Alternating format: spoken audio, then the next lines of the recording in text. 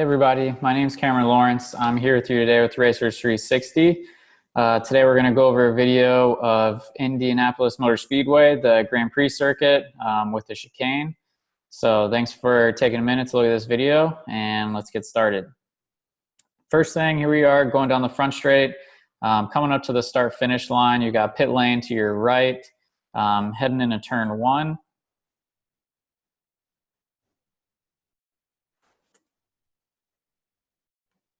And as you can see, the first thing we're coming to turn one is you're going to notice the brake markers on the left side of the track. First one you're going to see is the 500 and 4, 3, 2, 1. The other thing we're going to start looking for as soon as we get to our brake markers up here on the fence is we're going to start looking towards the apex. The apex and the curving for turn one at Indy is a bit unique. You have to the inside of that on track right is the pit lane exit actually. So you have concrete, you have track on the right side of the track of the curving. So you're looking at this blue and white island of curbing kind of in the middle of the road. So here's our curbing and our apex and where we're going to be looking at. So as soon as you see these brake markers and find your brake spot, brake hard, initial brake pressure, and then eyes up looking at our apex. It's very easy to miss turn one. You're going very fast. We're in a TA2 car here at Indy going about 156 in a turn one. So very easy, flat track, not much camber, nothing really helping you get to the apex. So very easy to kind of overshoot this and get the brake zone wrong and miss turn one. Here we are at the apex. Another thing you'll see people do is use all of the exit here, leaving turn one. And it's very easy to do. You have this big, long continuation of the oval on the outside. Like I said, it's easy to miss your brake marker by 40, 50 feet, just brake a little later than you think, trying to outbrake somebody, and you'll end up in this grass. It's a little deceiving with all of the track out there, all the pavement that's available, but we do want to make sure that we get the car slowed down, hit your apex, and get the car pointed to the right far enough so that we don't use all this track on the exit and run out of space. So accelerate hard, coming up to turn two, pretty easy left-hand corner. We're just trying to carry as much speed as we can. You can see here we're using a slight bit of brake pressure to help get the front of the car to turn in so we don't drift out too wide. But really it's about keeping the momentum up. Back to full throttle. Turn three, right-hand sweeper. We're flat on the curb. Slight lift there. We want to brake back to the left side of the track. So we're setting up here for turn four. It's a pretty wide section of the track, so we want to make sure to maximize our entrance and our apex speed by using all the track here setting up on the left. And we're going to get down to the apex. Pretty standard, use all the curbing. Get a nice apex, a little bit late, so we're not going to track out all the way to the outside of the track here on our exit. We're setting up for the chicane here in the middle of the track, so we want to sacrifice a little bit on our exit so that we can get a good run through the chicane and actually stay flat and make this a very long straightaway in the middle of the track. So you're going to see here on our exit, I'm about halfway in the middle of the track, maybe a little bit more, using about 50 to 75% of your exit. And we're trying to set up for the chicane here. We don't want to use all the track on the left because it gives you a really shallow entry and you're going to have a hard time keeping the car flat through the chicane without really running over all the curbs and risking getting caught out for track limits. So here we are, middle of the track. We're going to get back to the right just a little bit. And here's our first and second chicane that we're coming up to here. So you can see our first apex, we're right about on it, and we're going to be looking up ahead for our second apex, which is right about here, and somewhere by this black bar our exit curving is going to be there. So again, we don't want to track out all the way left in turn four because we want to set up for this first apex on the chicane, turn five. Too early is going to give you a very shallow entry into the chicane, and you're going to end up cutting this second curb, turn six, too much. So if we come in shallow, we end up here, use too much curb, that's no good. What we want to do is get a nice late apex on turn five, somewhere in the middle here, so that we end up on our second apex on turn six. And then we're gonna use all the track out, exiting turn 6. You'll see a curbing on the exit, but there's track beyond it. So if you're allowed to use it, go ahead and do it. Depends on your series and who is controlling that, if they're watching it, if they're saying something about track limits. There's still plenty of track. You'll see here, we're not gonna use over the curbing here. We're just gonna go right up to it, but there's plenty of track. So here our first apex in turn 5, eyes up, looking for the curbing in turn 6, still flat. Here we are, we're using a healthy amount of curbing, definitely putting the curbing in the middle of the car, using the right side tires over the curb. And here's our exit. As you can see, we're at the exit curb, but we have plenty of track here out to our left. So don't be afraid to use that. If you're allowed to use it, definitely use all the track. You can carry more speed through there. You can get away with a little bit more if you kind of mess up your entry or your exit. There's plenty of track there to catch you. Very safe, but definitely a critical part of the track to be flat through that chicane and carry as much speed as possible down the straightaway here into turn 7. Turn 7, left-hand corner. We're getting back set up on the right side of the track. You're gonna see you're gonna go under the bridge, and there's not too many brake reference marks going into turn 7. So one thing we're gonna use is I like to use the curbing that'll start on the right side of the track. So we're gonna look driver's right, look for that curbing, find a spot that works for you, but if there's not always brake markers there, then you have to improvise and start using fixed things on the track. So as you can see here, here's my brake reference. There's a couple options you have. I'm gonna start to brake right about the beginning of this curb. You can also see there's an access road here. So if you have a car with either better brakes or a little bit less horsepower, you're gonna be braking a little bit later. You might use something like this access road on the right. You can also use, if you have an issue, stay track right. The safety crew will be able to take you out of harm's way. But setting up for turn 7, track right, hard on the brakes. It's a 90-degree left-hand corner, but we're really leading into a section of track here where we have kind of 7, 8, 9, 10 all tied together into a bunch of left-right corners that are all connected. So you're gonna see, similar to setting up for 5 and 6, we're gonna sacrifice a little bit on our exits and really trying to keep our rolling speeds up, because these are very short straightaways in between the corners. And really what our focus is gonna be on turn 10, the last one in this section that'll lead onto a little bit longer straightaway. So here we are for turn 7. Hard on the brakes. Make sure you're staying track right. It's very easy to drift in during this part of the track. You don't want to turn in too early. When you're using this curbing where we are, you really want to stay out wide because they tighten up on you for sure. The corners get tight.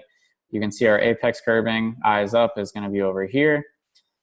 Track left, again, it's a section of white and blue curbing that is sort of in the middle of the track. If you're racing somebody, it's nice to have this runoff space, I guess, towards the inside of the apex. If you're scared of hitting somebody, trying to overtake them, there's not enough room, they don't give you space, go left. Definitely stay clear of your competitors and try to make it through there safely. But we're going to stay track right, late turn in, get a really nice late apex, eyes up, looking towards the exit.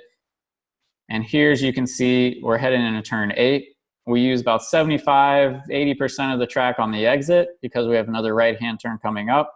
But you can see short straightaways in between these turns. They're all pretty connected, so we're trying to keep as much speed as we can as possible. Another thing to notice through these corners, these next few corners, 8 and 9, is you almost get this double width curbing here. So we want to make sure to use all this curbing. It's just giving you more track. It's giving you more radius to use. We're going to straighten out this section a little bit, this kind of S section that we're going through here. So the curbing's pretty flat, pretty forgiving. So definitely use everything available. You can even see the grass is a little worn out at the apex. So it's a very flat track, so you can get away with a little bit more going through here. But 8 and 9, we definitely want to just try to roll speed. You can see we're off the throttle and trying to stay off the brake. If you're going to brake through here, it's just going to be a brush of the brakes just to get the car to point the nose a little bit if you're getting some understeer through here.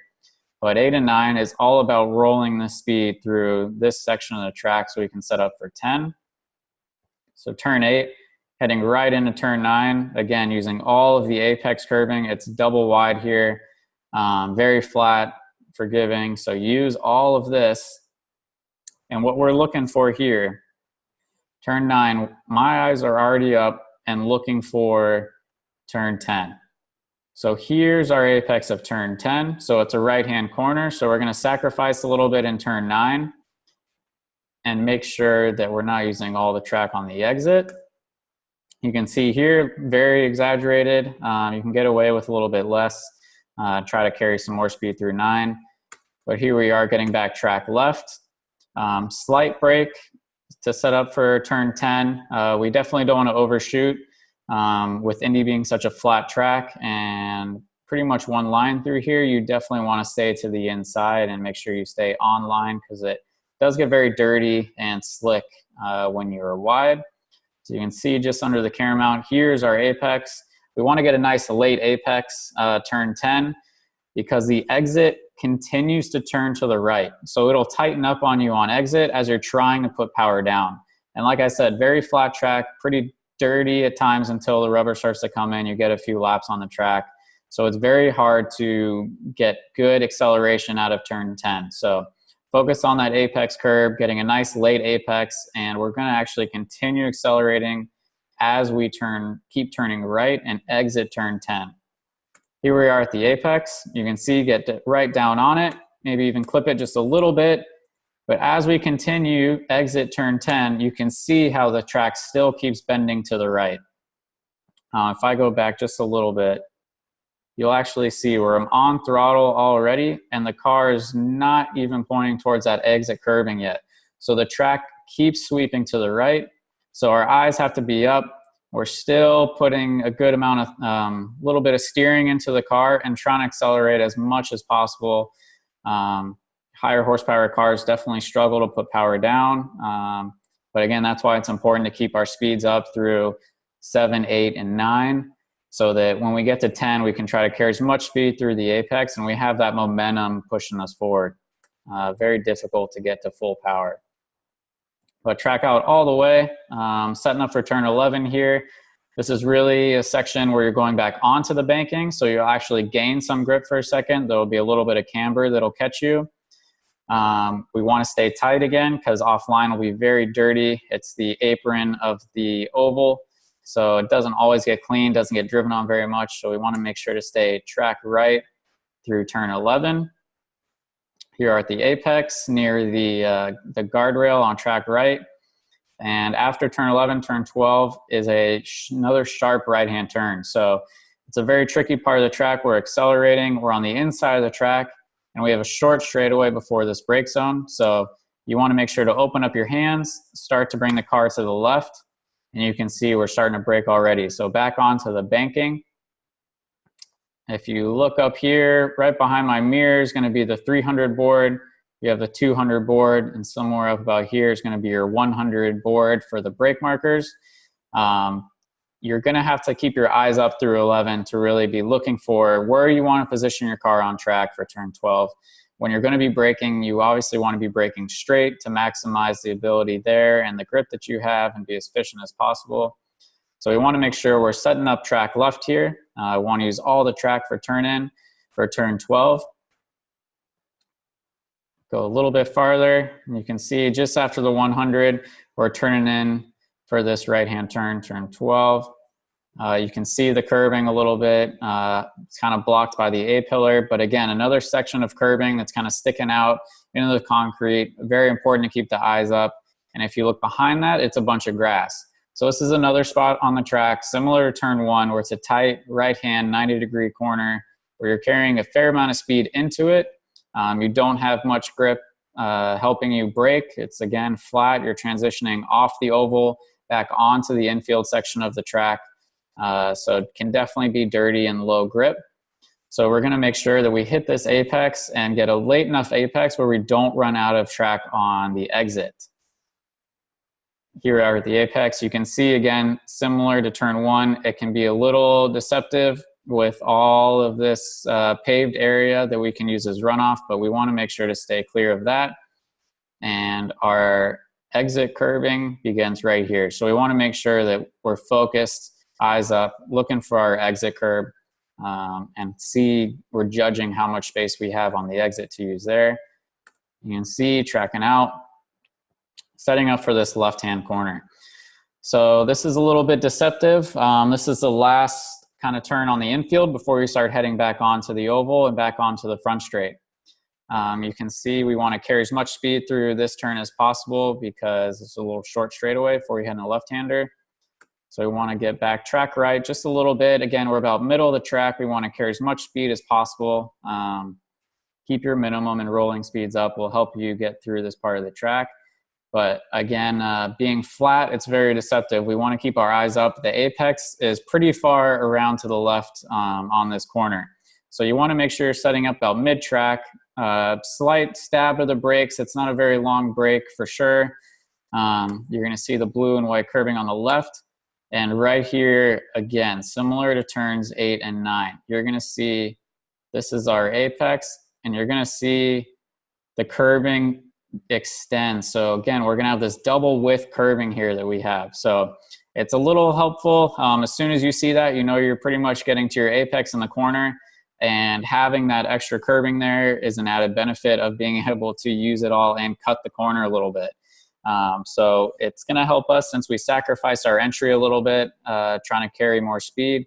So we're going to use all the track here, definitely use all the curbing, helps open up your radius on the corner, and carry as much speed and momentum through here as we can, because this leads on to our biggest acceleration zone and carries us back onto the front straight and into a passing opportunity for turn 1.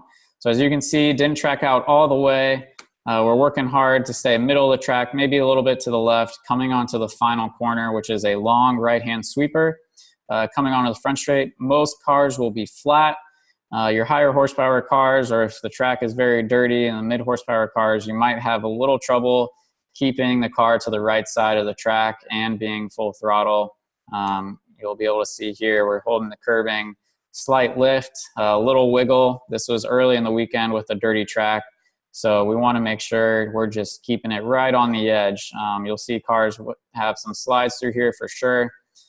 Very hard to go too wide, but very important to get a good run down the front straight so you can catch a draft, get a better run than somebody coming out of this corner, and turn 1 definitely being a really good brake zone, really hard brake zone, and good passing opportunity. So definitely a very critical corner for lap time and also for the racing as well. Being able to make moves on your competitors. So fighting hard to get to full throttle. As soon as we can get back to full throttle, know we're not going to run out of the track, we do that. If you're looking for a reference, you can see the grass actually extends all the way to about here. So we can use all the track. Don't be afraid to get up and be right up against this grass. That's all fair play. We just want to make sure that we're continuing on the right arc, that we're not going to hit this wall. You'll see some people sometimes either get a big slide and end up drifting out in this kind of no man's land where the track gets very dirty and nobody runs. You know, it's there if you need it. If the car gets loose, if someone's up underneath you and they're just being overly aggressive, you need to let them go ahead.